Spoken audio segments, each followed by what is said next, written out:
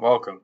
So we are going to create a Spring Boot application and expose a post mapping endpoint to receive a post request that contains a CSV file, comma separated value file, and we are going to map the columns in each row to an entity or an object and save it or persist it in our database. So we're going to be building this somewhat from scratch. I'll be referencing an application that I just built. I'm basically going to copy it, but I find that it's easier to learn when you're watching somebody else code versus when you're watching somebody else explain code that they already wrote. So first, create a CSV file. We're just working with cats. Pretty simple here. The first column is always going to be the ID, and then second column, name, breed, color, and age. And to really test the limits of this request, I made this file 5,000 rows.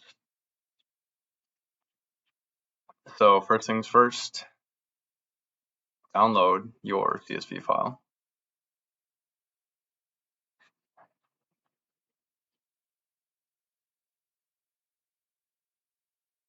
So that I don't get confused, I'll delete the old one. So this is our downloaded CSV file. This is what the client will be sending you. So as we know, let's head to start.spring.io. I'll be using Java 17 with Gradle. Configure your metadata how you please.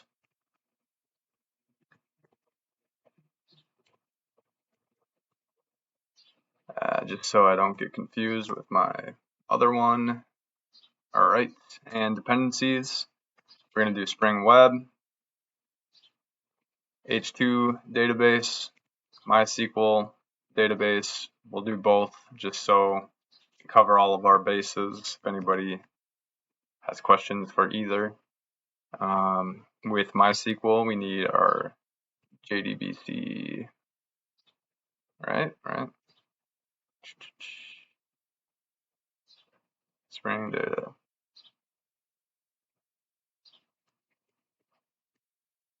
Why can't I think? JPA, that's what I was thinking.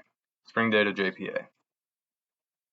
Okay, so we got Spring Web, H2, MySQL driver, Lombok, Spring data JPA. I think we're good to go, and we'll have to add just a couple more once we'll do it once we open up our project. So generate that zip file, extract it somewhere.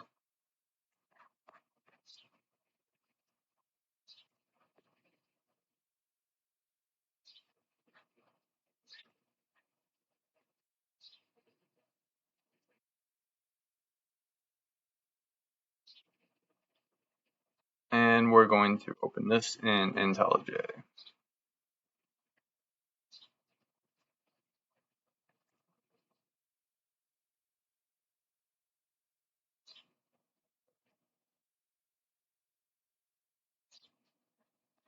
All right, you can see it's building the Gradle project. We're going to need to add 2 more dependencies.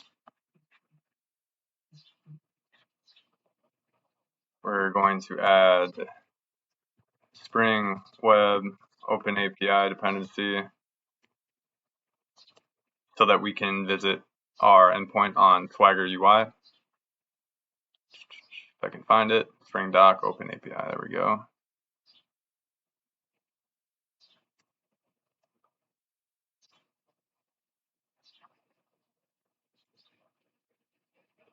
And we also need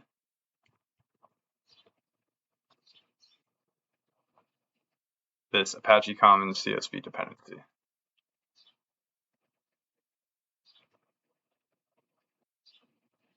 So let's do a Gradle sync, Gradle refresh, download those dependencies. Successful. All right, and when we're working with databases, first thing we got to do is head to our application properties. I like to change this to a .yaml extension.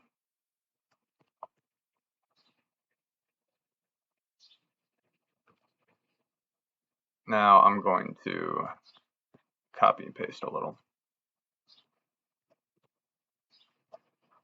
So first things first, this property is responsible for the behavior of the database. Create drop means when you start your application, it creates the table in the database, and when you stop your application, it drops it or it deletes it.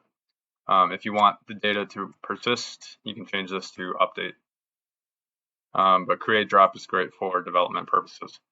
This I just added because the logs on startup suggested it. I was sick of seeing a warning message, so I added that. I'm actually not 100% sure what it is. And these are our properties for our MySQL connection. If you're using MySQL, just rig it up like so. JDBC, MySQL, localhost, and then the port your MySQL is running on, and the name of your schema. You may have to create your schema by hand in the database before you start your application. It won't create it for you based off this. You'll receive an error, not found. Username and password, and make sure you include this driver class name. So same thing with H2, which is just a local in-memory database that we can visit in the browser, but the property values are different. Name it how you please. Just for simplicity, username, essay, password, nothing. Add this, add this. Okay, good to go. Let's start this up, make sure we don't receive any errors.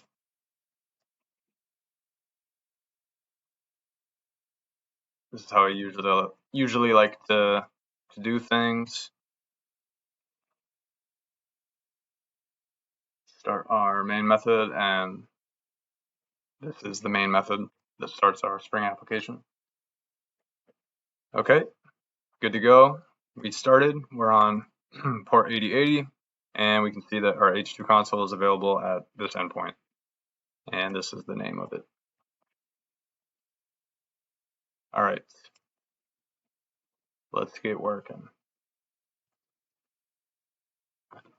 So first, we're going to create our entity that we want to persist in the database. It's going to be a cat. Annotate it with entity. If you want a name other than cat for your table, put it right here. We'll add the data annotation from Lombok, which gives us getter, setter. I believe it overrides the toString and equals and hash code method. And might be overkill, but actually no.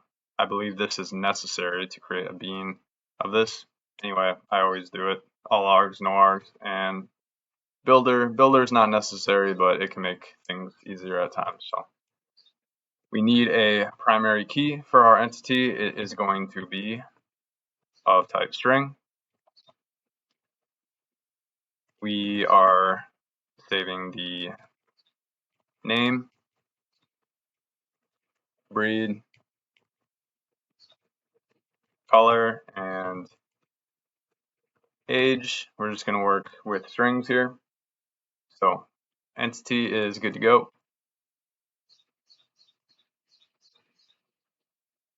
Let's now do our repository layer.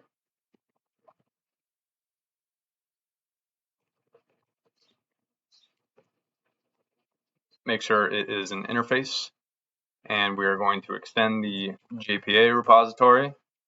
The first argument is your entity. The second is the data type of your primary key. In our case, it is a string. And don't forget to annotate this with repository. Good to go there. Now let's create our controller and service layer. So I'll start with the controller. Annotate it with REST controller. I like to use required args constructor to make dependency injection easy and clean. We'll specify our endpoint prefix. It's going to be API / v1 / cats. I'll leave that out. All right.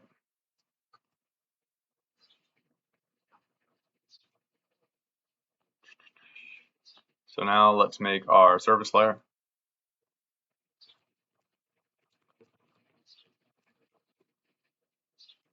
Annotate this with service and required args constructor because we will need to inject our repository.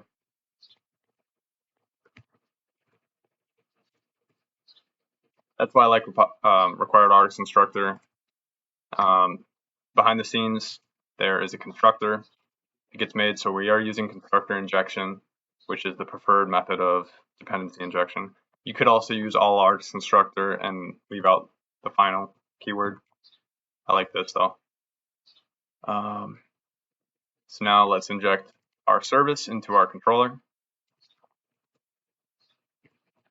Oops. After I was just talking so highly about the final keyword, I forget it. There we go. All right, now let's see where to begin. We'll start in the controller. So let's expose this endpoint. It's going to be a post mapping. Path will be cats upload. And we will be consuming,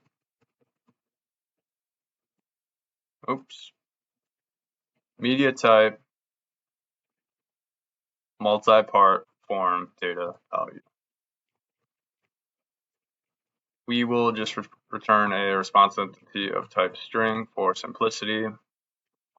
Upload cats CSV. And we are going to receive. You can use request param or request body here. Either way works, but with request param, you can specify the name you want of the file. So we'll do cat _ CSV. And we will be receiving a multi-part file.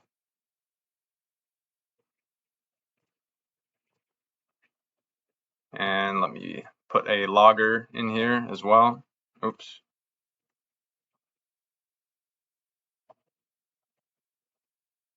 Jeez. I usually like to just say the class name and the method that we're in.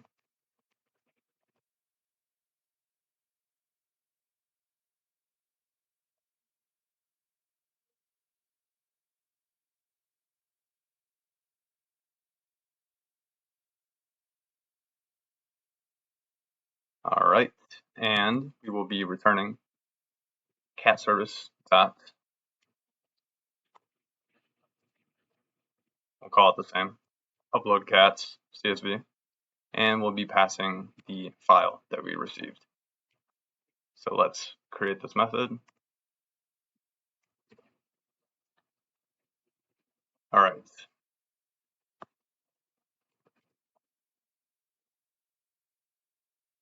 Let's log that we're in here.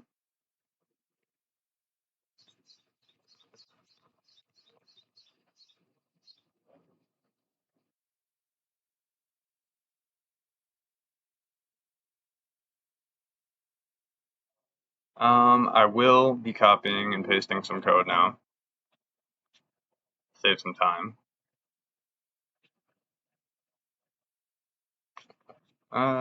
Debating on copying all of it or just some of it. I'm going to copy all of it because I want this to be somewhat quick.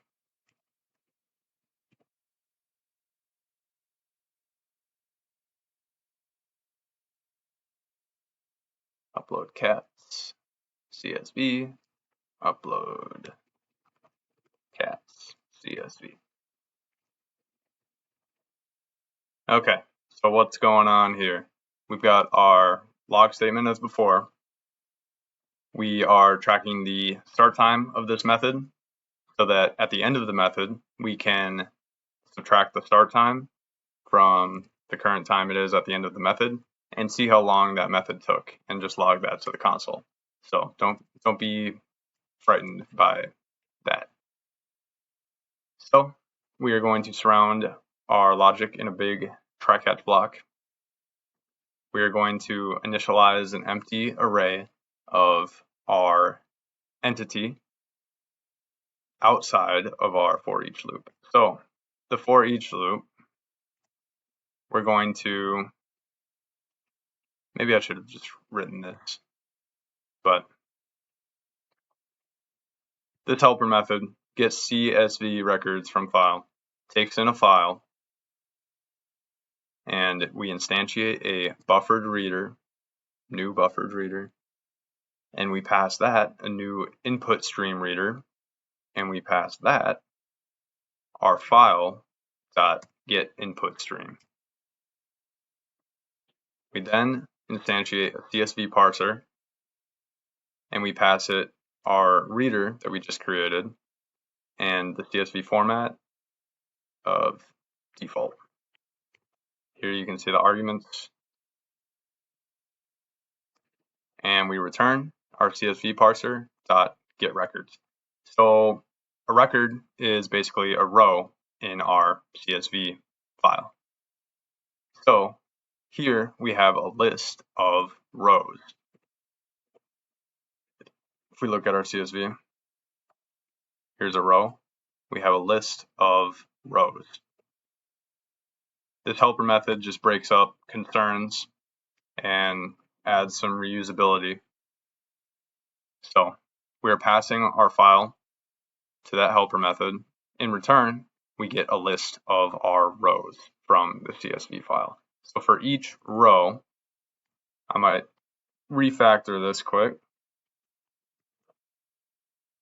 For each row, we're going to log the columns. So these indices, remember when using a list, if it's primitive array, it would just be like this. So same thing. Each indice is a column. So row.get0 is going to give us this column. Row.get1 is going to give us this column, and so on. You will get an exception if you attempt to get a row or a column or an indice that does not exist. You'll get an index out of bounds exception as expected. Moving on. As we iterate over each row in our CSV file, we are going to create a cat object out of those columns in said row. We're going to add our cat object to this list of cats so that we can do something with it after our for each. Here I'm using builder. You could also just use the all args constructor. I think this is good for readability. So we're mapping the cat.id to the first column because that is our ID. This is why it's important when working with CSV files. The columns need to stay in the same order. You have to receive them formatted how you wrote code to receive them. If things are out of order, the data is going to be screwed up. And so on for name, breed, color, age, build. We do that for every single row. So we will be executing this 5,000 times in our case. And then at the very end, we'll have a list of 5,000 cats, and we will save that entire list to our database. I created this external list variable outside the for each loop so that we're only making one call to the database instead of saying cat repository.save our cat that we create. We would be making 5,000 database calls in that case, and that is not preferred. So we have our list of cats that we want to save. We save them, and then we give out this log message, and we return a OK response entity with a body of success. If we receive an exception during that period of time, we just call this helper method. Don't need to go too in depth on that. You can handle exceptions however you please. So let's see this in action.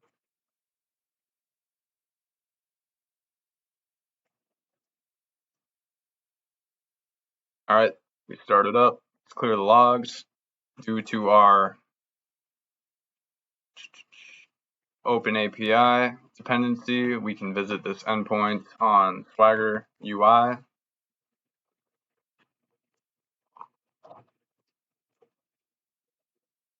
Or not. Maybe I added the wrong one.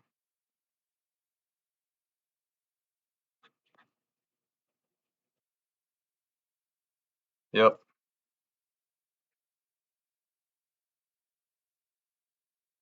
All right, so we want OpenAPI starter web MVC UI. Let's try that again.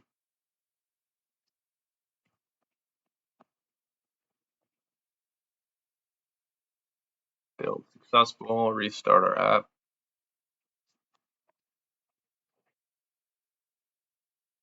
And let's revisit Swagger. There we go. Let's open up our H2 database. Test connection, good to go. And we see we have our cat table. This gets populated automatically because we have our cat entity annotated with entity, and we can see it's currently empty. So head back to Swagger. Here is our endpoint, and look, we take multi-part form data, and it prompts us to upload a file. So let's upload the file of 5,000 rows of cats that we created earlier and execute.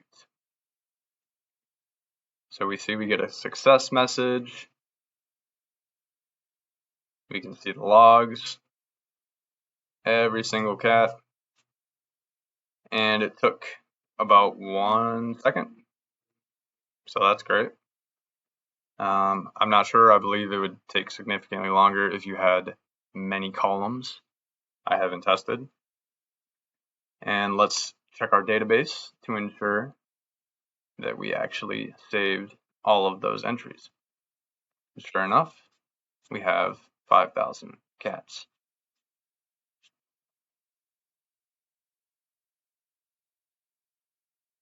Please leave any comments, questions in the comment section. Thank you.